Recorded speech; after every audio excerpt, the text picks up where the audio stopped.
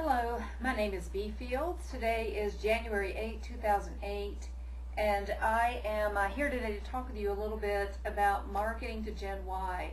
Of course, it is a really big day today in the United States. It's January 8, 2008, and the New Hampshire primaries are in full swing, and one of the really big questions is, who's going to get the young vote?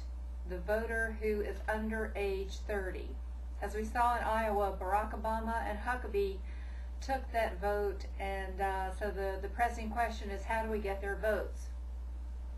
That same question is being asked by business leaders, is how do I get Gen Y, who are the young men and women born after 1977, who are right now between the ages of 18 and 30, how do I get them to buy from me? And what do I have to do to have them look my way? Well, what I want to tell you today is that it's actually very simple. There are 4 basic criteria that Gen Y is going to consider before they buy from you. The first is your product or quality great quality? Is your product or service, great quality? The second question is it affordable? Is it cheap?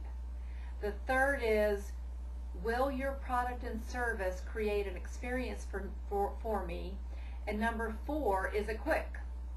And I know that those are marketing principles that we have heard about for ages, but Gen Y is being more and more selective about who they buy from based on those 4 criteria.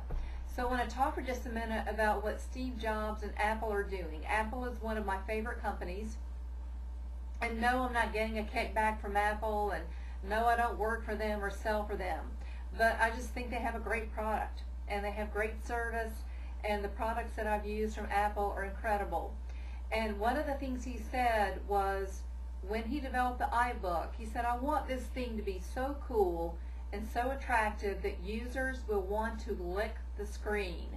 And I love that comment, because every time I go into an Apple store or pick up an iPod or use an iBook, I feel like I am in the middle of a beautiful experience. Steve Jobs has done an incredible job making his products and services attractive, cool, sleek, and really delicious looking. He draws you in. So let me just shift for a minute and talk a little bit about the one product that meets the 4 criteria that I just mentioned, which is the iTunes product. I personally don't believe that the iPod would have been successful without iTunes. And here's why. The iPod without iTunes was simply a machine. But iTunes made the iPod an experience. It made it a personality perception. It made young men and women go, hey, look, this is really cool. Look, I have an iPod, listen to my songs. And so it became an expression of who Gen Y really is. It's now become a natural extension of Gen Y. I was recently in DC, I was on the subway, and every young teen or looked like young college students coming onto the subway had that white earbud sticking out of their ear, which is of course a defining mark for iTunes, is the white iBud, or the iBud that's white. So what Steve Jobs did is say, hey, listen, I've seen what Napster's doing. And when Napster started kind of falling apart, he said, I'm going to take this concept and I'm going to allow users to come to my website and download one song for 99 cents. I'm going to make the download happen in about 8 seconds, and I'm going to create an experience for the user. So right there, he hit the 4 qualities. He made it good quality, and I know, I use iTunes every day. When I download a song from iTunes, you better believe it's good quality. When I go to burn that to a CD and listen to it in my car, the quality is not diminished. The quality does not suffer by burning it to a CD or saving it to an MP3 player or to an iPod. The second thing is it's cheap. It's 99 cents. He could have made it $1.50, but you know, that marketing psychology says 99 cents. Wow, that sounds really cheap. Sounds a lot cheaper than $1, doesn't it? It's really funny to me. But 99 cents, pretty cheap. Made it quick, 8 seconds only.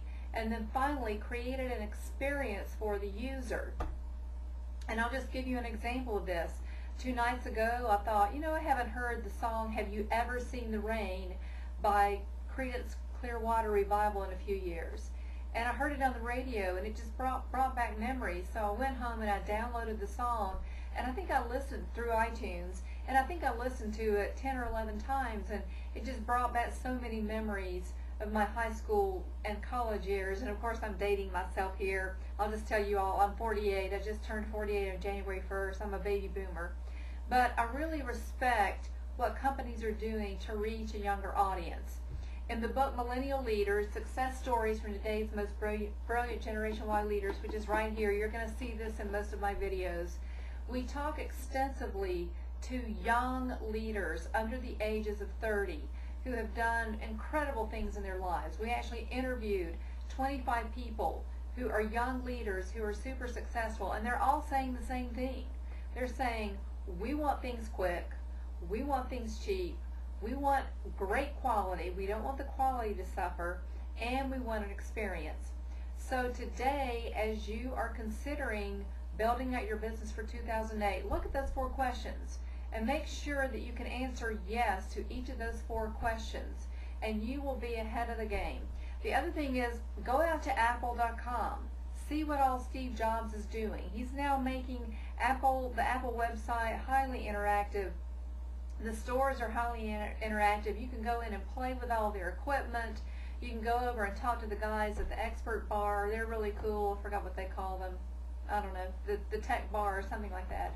But he's made it a true experience. So it really is fun.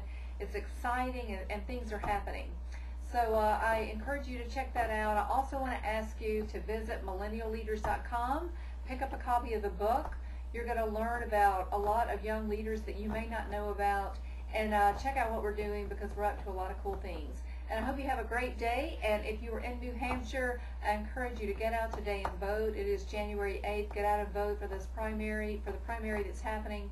And for those of you that have primaries coming up, this is your chance to put the person that you want on the ballot in November. So please just ditch the whole voter apathy. If you aren't registered to vote, go register and get out there and vote. And I hope you have a great day, and I wish you a lot of luck with your business in 2008. Thanks a lot. Have a good day. Bye-bye.